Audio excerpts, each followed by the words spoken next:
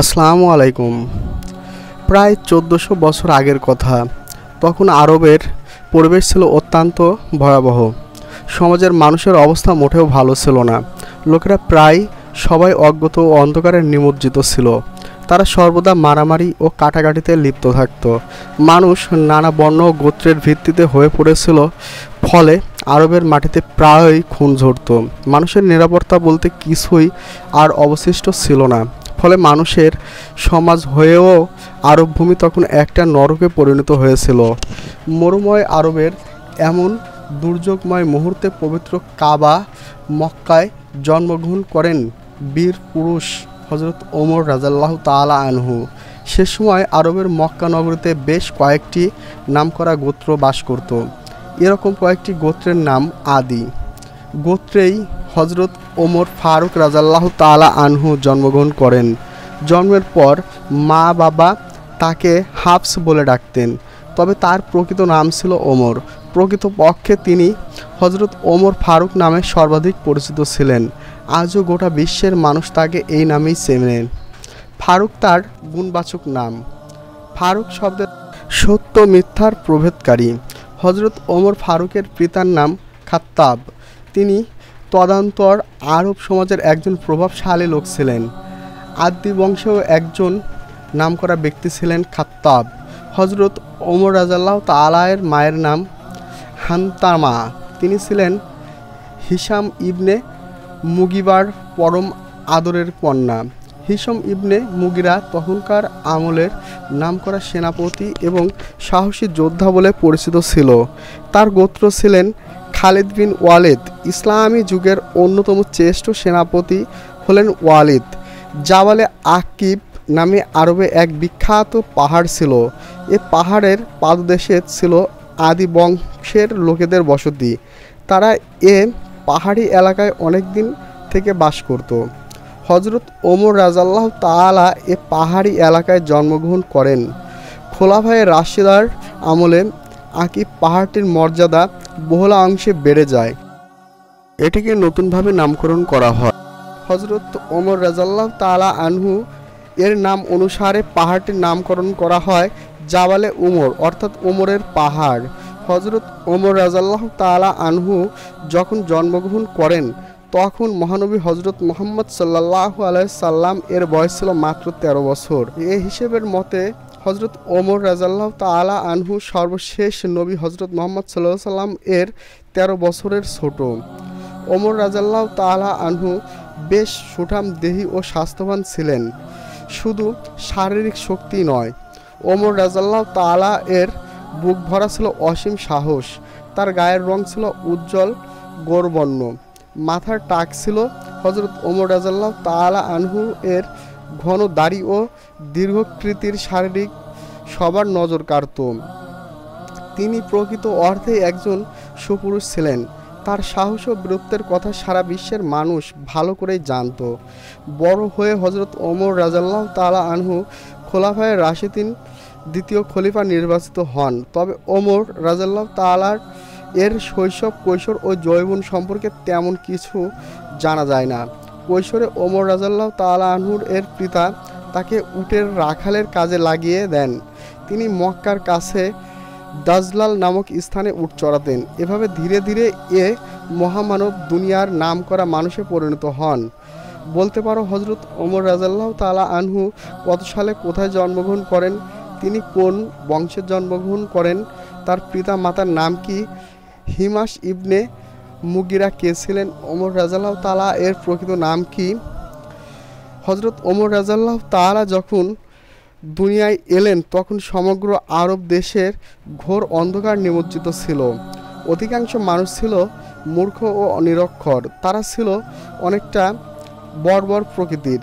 সে সময় লেখাপড়ার তেমন একটা প্রচলন ছিল না। তখন না ছিল স্কুল, বিশ্ববিদ্যালয়, না ছিল মক্তবা কিংবা মাদ্রাসা। ফলে ইচ্ছে থাকলেও কেউ জ্ঞান অর্জনের লাভের সুযোগটা পেত না। সমাজে জ্ঞান প্রসারণের তেমন কোনো ব্যবস্থাও ছিল না। হাতে গোটা গুটি কয়েক মানুষ তখন ভালো লেখাপড়া জানত। তবে সেসব লেখাপড়া আজকালকার মতো অতটা আধুনিক ছিল না। উন্নত জ্ঞান বিজ্ঞানের কথা তখন কল্পনা করাও যেত না। সেই অন্ধকার যুগের লেখাপড়া ছিল খুবই সাদাসিধে ও সামলীল ধরনের। হজরত ওমর রাদিয়াল্লাহু তাআলা আনহু পারিবারিকভাবে শিক্ষা লাভের তেমন একটা সুযোগ পাননি, তবে তা টাকা পয়সার অভাব ছিল না। তখন তো আর আমাদের মতো অফিস আদালত ছিল না, তখনকার যুগে তার কল্পনাও ছিল না, তাই লেখাপড়ার প্রয়োজনও ছিল খুবই সীমিত। কেউ ইচ্ছা করলে জ্ঞান লাভ করতে পারতো না। হজরত ওমর রাদিয়াল্লাহু তাআলা এভাবে কিছু বিদ্যা লাভ করেছেন এবং তার নিজের প্রেরণা থেকে শিখেছেন। আরবে তখন পুঁথিগত বিদ্যার উপরে কোনো জোর ছিল না। জ্ঞান অর্জন বলতে যুদ্ধবিদ্যা, কুস্তি, বক্তৃতা ও বংশতালিকার জ্ঞানকেই বোঝানো হতো। হজরত ওমর রাদিয়াল্লাহু তাআলা ছিলেন অত্যন্ত মেধাবী ও ধৈর্য শক্তি সম্পন্ন যুবক, তাই অল্প বয়সেই তিনি যুদ্ধবিদ্যা, কুস্তি ও বংশতালিকার বিষয়ে পারদর্শী হয়ে ওঠেন। মতো জ্ঞানী লোক খুবই কম খুঁজে পাওয়া যেত। ফলে হজরত ওমর রাদিয়াল্লাহু তাআলা এর নাম সহচর চারিদিকে ছড়িয়ে পড়ল। ইতিহাস থেকে জানা যায় কবিতা লেখার উপরে তিনি বেশ পারদর্শী ছিলেন। তিনি প্রচুর কবিতা লিখে গেছেন। আজও আরবি সাহিত্যের ভাণ্ডারে তার এইসব মহামূল্যবান কবিতার সন্ধান পাওয়া যায়। হজরত ওমর রাদিয়াল্লাহু তাআলা এর মাধ্যমে যে কাব্য প্রতিভা ছিল তা অনেকেই রাসূল করিম সাল্লাল্লাহু আলাইহি সাল্লাম যখন নবুয়ত লাভ করেন তখন খ্যাতনামা কুরাইশ বংশের মাত্র 17 জন লোক লেখাপড়া জানত। তাদের মধ্যে অন্যতম ছিলেন হজরত ওমর রাদিয়াল্লাহু তাআলা আনহু। সাহিত্যের পাশাপাশি জ্ঞানে ওমর এর নাম শুনলে ভয়ে আতঙ্কে উঠত। জেনে শুনে কোনো লোক তার সামনে সহজে দাঁড়াতে সাহস পেত না। প্রাথমিক জীবনে হজরত ওমর রাদিয়াল্লাহু তাআলা আনহু ইসলামের ঘোর শত্রু। তিনি ইসলামকে মোটেও পছন্দ করতেন না। তবে পরিণত বয়সে এসে হজরত ওমর রাদিয়াল্লাহু তাআলা আনহু ইসলাম কবুল করে সত্যের আলোয় নিজেকে রঙিন করে তোলেন। সেই সময় তিনি মহাগ্রন্থ আল কুরআন ও মহানবী সাল্লাল্লাহু আলাইহি সাল্লামের হাদিসের উপর প্রচুর জ্ঞান লাভ করেন। এসব বিষয়ে তার ছিল অগাধ পাণ্ডিত্য। তিনি ফিকহ জ্ঞানের ব্যুৎপত্তি অর্জন করেন। সে যুগে ফিকহ জ্ঞানের তার সমকক্ষ কেউ ছিল না। তিনি অনেক হাদিস সংগ্রহ করেছেন। এসব হাদিস সংকলন করা ছিল ওমর রাদিয়াল্লাহু তাআলা আনহু এর অন্যতম মহান কীর্তি। হজরত ওমর রাদিয়াল্লাহু তাআলা আনহু শুধু জ্ঞানী বললেই পরিচিত ছিলেন না, তিনি একজন সহজাত বর্গী ছিলেন। তিনি ভালো বক্তৃতা করতে পারতেন। তার সুনিপুণ ভঙ্গিতা দেখে সবাই অবাক হয়ে যেত। সব মিলে হজরত ওমর রাদিয়াল্লাহু তাআলা আনহু তৎকালীন আরবের একজন খ্যাতনামা বিদ্বান ব্যক্তি হিসাবে সর্বমহলে পরিচিত ছিলেন। ছোটবেলা থেকেই ওমর রাদিয়াল্লাহু তাআলা আনহু ছিলেন একজন দুরন্ত ও ডানপিটে বালক। তার ছিল অসীম সাহস ও তীক্ষ্ণ বুদ্ধিমত্তা। ইসলামকে তিনি মোটেও পছন্দ করতেন না। ইসলামের নাম গন্ধ তার কাছে অসহ্য মনে হতো। তাই ইসলামকে কিভাবে শেষ করা যায় এ চিন্তা ও কাজে তিনি সর্বদাই তৎপর ছিলেন।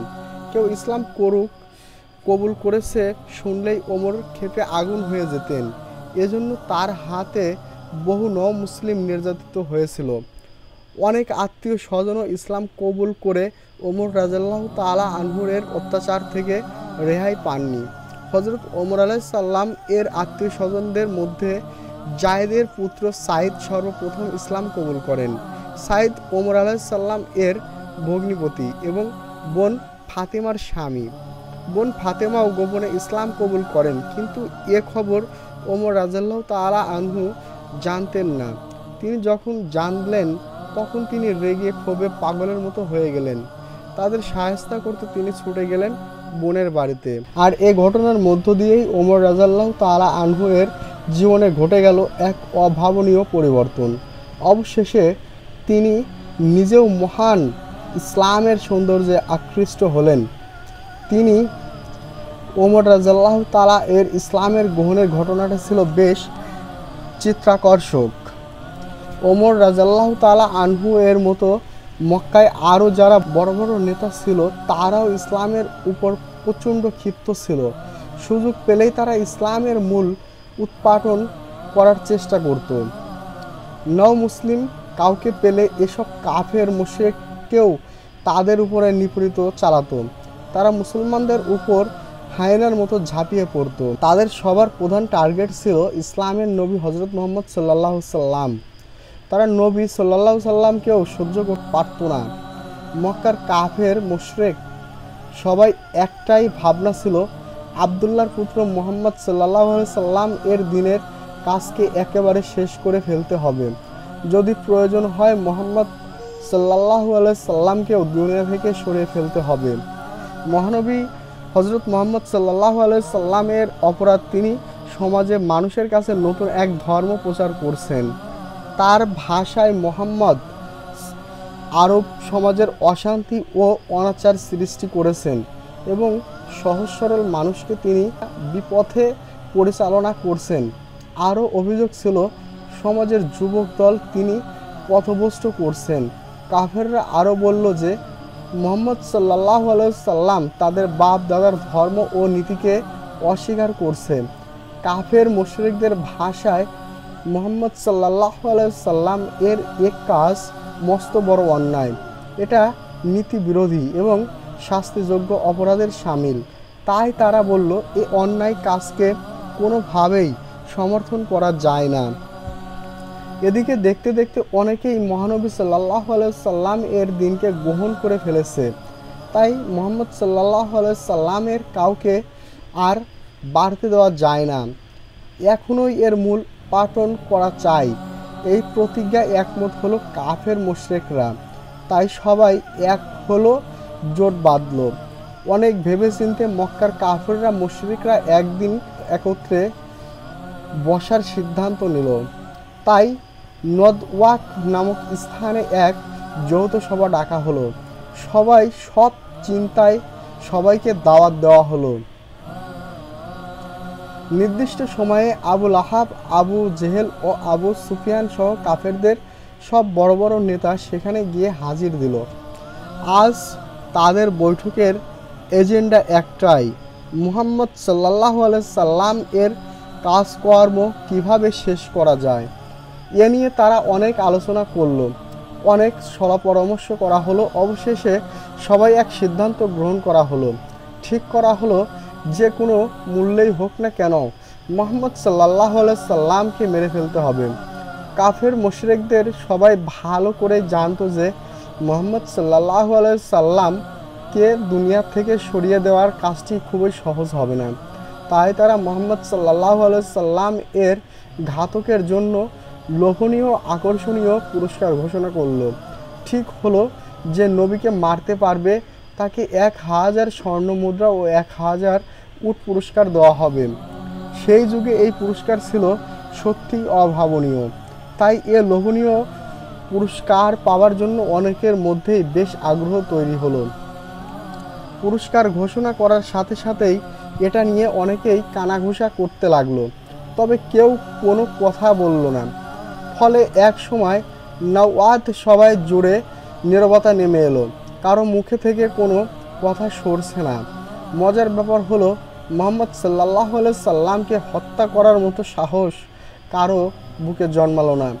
এত বিশাল ও লোভনীয় পুরস্কার, অথচ আল্লাহর কি শান, কেউ এ কাজে এগিয়ে আসতে রাজি হলো না। তবে কিছুক্ষণের মধ্যেই নীরবতা ভেঙে হঠাৎ একজন গর্জনে উঠলেন। তিনি হলেন মহাবীর ওমর। তার চোখে মুখে বেশ দৃঢ়তা দেখা গেল, শরীরের বেশ উত্তেজনা লক্ষ্য করা গেল। তিনি নবী সাল্লাল্লাহু সাল্লামকে হত্যা করার জন্য দপ্ত শপথ ঘোষণা করল। কাফের নেতারা তো মহা খুশি। তারা ভাবল এ বিরাট কাজ ওমরের মতো সাহসী বীর ছাড়া আর কেউ করার সাহস পাবে না। ওমর যেহেতু দায়িত্ব নিয়েছে তখন আর চিন্তার কারণ নেই, কাজ এবার হবেই। ওমর রাদিয়াল্লাহু তাআলা আনহু আর দেরি করলেন না। তিনি নাঙ্গা তলোয়ার হাতে তাৎক্ষণিক বেরিয়ে পড়লেন। তার শরীরে প্রচণ্ড রাগ, ক্ষোভ ও চরম উত্তেজনা পরিলক্ষিত হলো। ঊর্ধ্বশ্বাসে ছুটলেন ওমর। প্রচণ্ড গতিতে ছুটতে তার জেদি ঘোড়া বাতাসের সাথে পাল্লা দিয়ে ছুটে চলছেন তিনি। তার সামনে একটাই লক্ষ্য, যে করেই হোক না কেন মুহাম্মদ সাল্লাল্লাহু সাল্লামকে হত্যা করতেই হবে। পথ চলতে চলতে এক সময় বন্ধু নাইমের সাথে তার দেখা হয়ে গেল। নাইম লক্ষ্য করলো ওমর বেশ বিচলিত, উত্তেজিত। ওমরকে সে ভালো করেই জানে, তাই বিষয়টা নাইমের কাছে স্বাভাবিক বলে মনে হলো না। তার কিছু একটা সন্দেহ হলো, এটা কিছু করতে যাচ্ছে ওমর। এটা ভেবে ওমরকে ডেকে দাঁড় করালো নাঈম। শত হলেও ঘনিষ্ঠ বন্ধু, তাই ওমর থেমে দাঁড়ালেন। নাঈম ওমরকে বলল, কি ব্যাপার, খুব হন্তদন্ত হয়ে ছুটে যাচ্ছ যে? তোমাকে খুব পেরেশানির মধ্যে মনে হচ্ছে, কোনো সমস্যা হয়নি তো? ওমর তাড়াহুড়ি করে জবাব দিয়ে বললেন, হ্যাঁ, বেশ তাড়ায় আছি। কি বলবি বল। আমি যাচ্ছি মোহাম্মদ সাল্লাল্লাহু আলাইহি সাল্লামের মাথা কাটতে। নাঈম বলল, আচ্ছা বেশ, মোহাম্মদ সাল্লাল্লাহু আলাইহি সাল্লামকে হত্যা করতে যাচ্ছ তো ভালো কথা। তবে তুমি কি জানো তোমার বোন ফাতেমা ও তার স্বামী নাঈম ওরা দুজনেই ইসলাম গ্রহণ করেছে, ওরা মুসলিম হয়ে গেছে। পারো তো আগে ওদের সামলাও, মোহাম্মদেরটা পরে দেখো। নাঈমের মুখে বোনের ও সাইদের খবর শুনতে পেয়ে ওমর অগ্নিশর্মা হয়ে উঠলেন। তার নিজের বোনই ইসলাম গ্রহণ করে বসে আছে, অথচ ওমর যাচ্ছে মোহাম্মদ সাল্লাল্লাহু আলাইহি সাল্লামের মাথা কাটতে। এ কি অবাক করা কথা। ওমর বিস্মিত হয়ে বললেন, তার মাথায় যেন রক্ত উঠে গেল। ওমর আর স্থির থাকতে পারলেন না। উত্তেজিত ওমর এবার তার গতি পরিবর্তন করলেন, ঘোড়া নিয়ে ছুটলেন বোনের বাড়ির দিকে। মুহূর্তের মধ্যেই ওমর বোনের বাড়িতে গিয়ে হাজির হলেন। ঘরের বাইরে থাকতেই তার কানে কিছু একটা পাঠ করার শব্দ ভেসে এলো। বোন ও সাঈদ তখন পবিত্র কোরআন শরীফ পড়ছিলেন। মুহূর্তের মধ্যেই তারা ওমরের উপস্থিতি টের পেয়ে গেলেন, ফলে দুজনেই ভীত হয়ে পড়লেন, কেননা ওমরকে তারা ভালো করেই জানেন। তারা বুঝতে পারলেন আজ আর রক্ষা নেই, তাই তারা তড়িঘড়ি করে কোরআনের আয়াতটি লুকিয়ে ফেললেন। দেখতে দেখতে ওমরও সহসাই ঘরে প্রবেশ করলেন। তিনি অত্যন্ত ক্ষুদ্র উত্তেজিত। ওমরের রক্তচক্ষু দেখে বোন ও ভগ্নিপতি ভয়ে কাঁপছিলেন। তারা জড়সড় হয়ে ঘরের এক কোণে দাঁড়িয়ে রইলেন। ঘরে প্রবেশ করেই ওমর ক্ষিপ্ত কণ্ঠে জিজ্ঞাসা করলেন, বল তোরা কি পড়ছিলি? তখন কিছু লুকাবার চেষ্টা করল না, আমি সব খবরই জানি। ভগ্নিপতি সাঈদ ভাবল, ওমরের কাছে সত্য গোপন করে কোনো লাভ নেই, আর মিথ্যা বা বলেই কি হবে, তারা যে মুসলমান। তাই তিনি ওমরের কাছে যা সত্য তাই খুলে বললেন।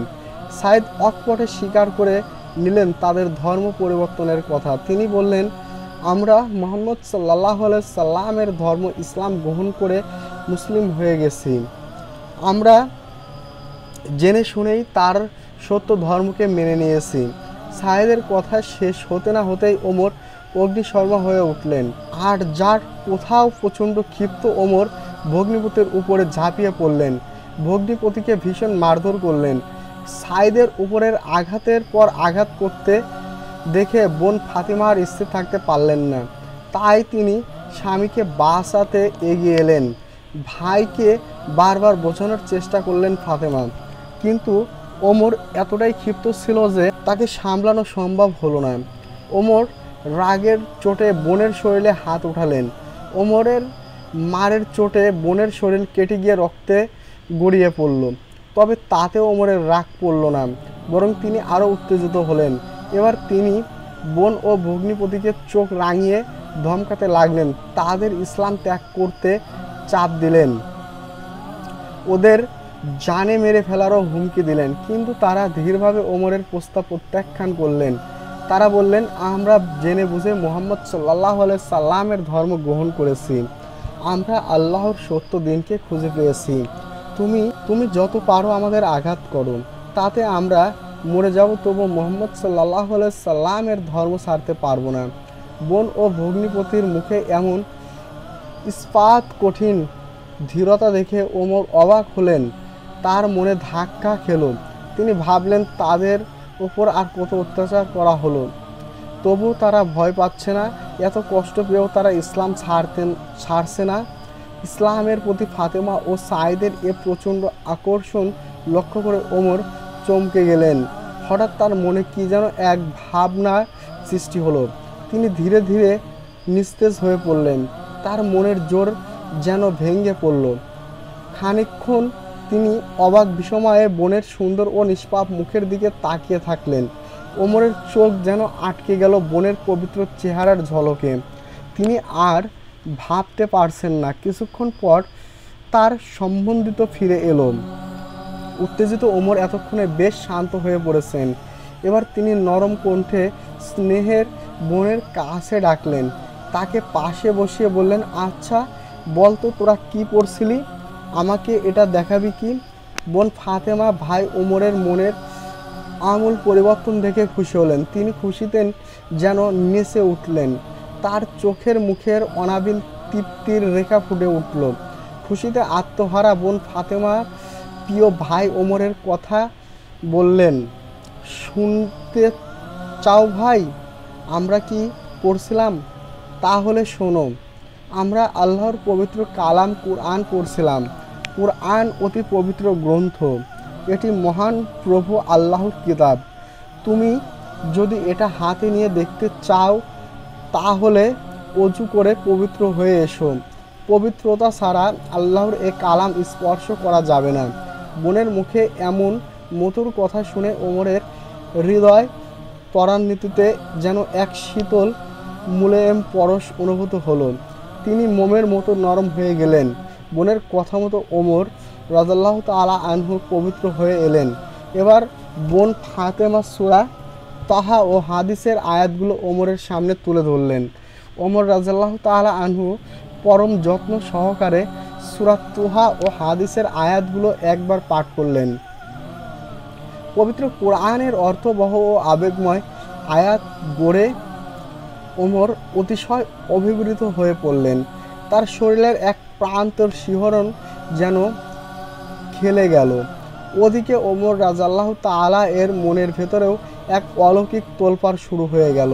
মুহূর্তে ওমর রাদিয়াল্লাহু তাআলা এর হৃদয় সত্যের জ্যোতিতে উদ্ভাসিত হয়ে উঠল।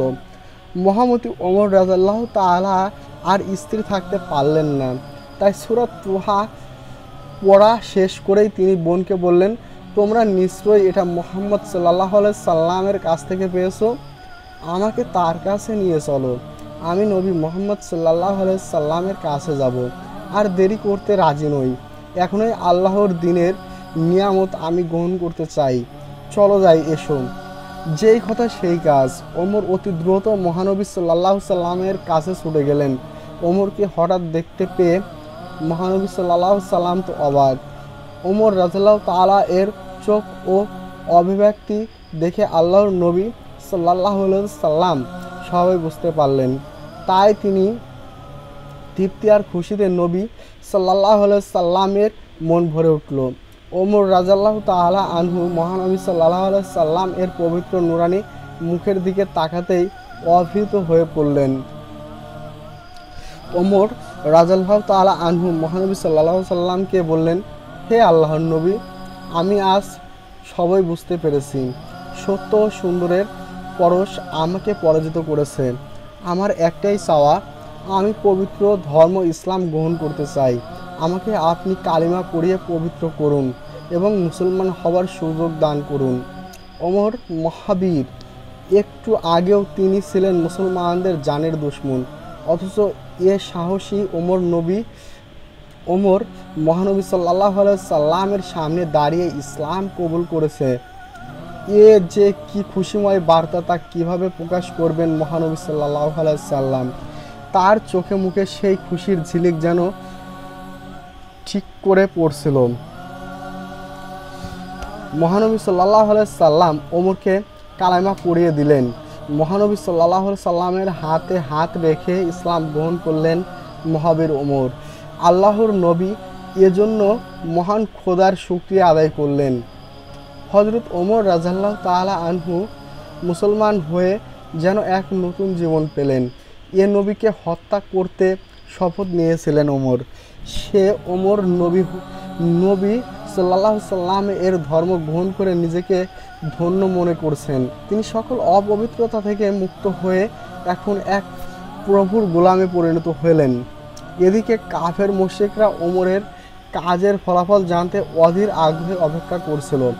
তারা ভাবছিল কখন ওমর এসে বলবে, এই নাও মুহাম্মদ এর মাথা। আমি তোমাদের আশা পূরণ করেছি, এবার আমার পুরস্কার আমাকে বুঝিয়ে দাও। আর তারা সবাই ওমরের কাছ থেকে এ খবর শুনে নেচে গিয়ে উল্লাস করবে, আনন্দ উপভোগ করবে। এটা যখন কাফেরদের অবস্থা, তখন শোনা গেল উল্টো ঘটনা। কাফেরদের কানে এলো এমন এক খবর যা তাদের মেজাজকে বিগড়ে দিল। তারা শুনতে পেল বীর ওমর ইসলাম কবুল করে মুসলমান হয়ে গেছেন। এতে আবুল আহাব, আবু জেহেল ও আবু সুফিয়ান সহ কাফের নেতারা ক্ষোভে ও জেদে নিজেদের মাথার চুল টানতে শুরু করলো। তাদের সবার মুখে একটাই কথা, এ কি জঘন্য অপরাধ করলো ওমর। আজ দেখি সেও বাপ দাদার ধর্ম ছেড়ে বিপদে পা বাড়ালো। কাফেরদের শিবিরে যখন এ দুঃখ ভরা ক্লান্ত অবস্থা, তখন মুসলিম জনগণের মধ্যে দেখা গেল খুশির বন্যা। হযরত ওমর রাদিয়াল্লাহু তাআলা আনহু এর ইসলাম গ্রহণের খবর মুহূর্তেই ছড়িয়ে পড়ল মক্কায়। খবর শুনে মুসলমানরা হলো মহা খুশি, আর কাফের মুশরিকদের মধ্যে ঢুকলো ভীষণ ভয়। ওমর রাদিয়াল্লাহু তাআলা আনহু এর মতো একজন মহাবীরের মুহাম্মদ সাল্লাল্লাহু আলাইহি সাল্লামের সাথে যোগদানকে তারা বিপদের নমুনা হিসেবে দেখতে পেল। ওমর রাদিয়াল্লাহু তাআলা ইসলাম কবুল করেই দিনের কাজে লেগে গেলেন। ফলে ইসলামের শক্তি আরও মজবুত হলো এবং ইসলাম প্রচারে কাজ বেশ বেগবান হলো।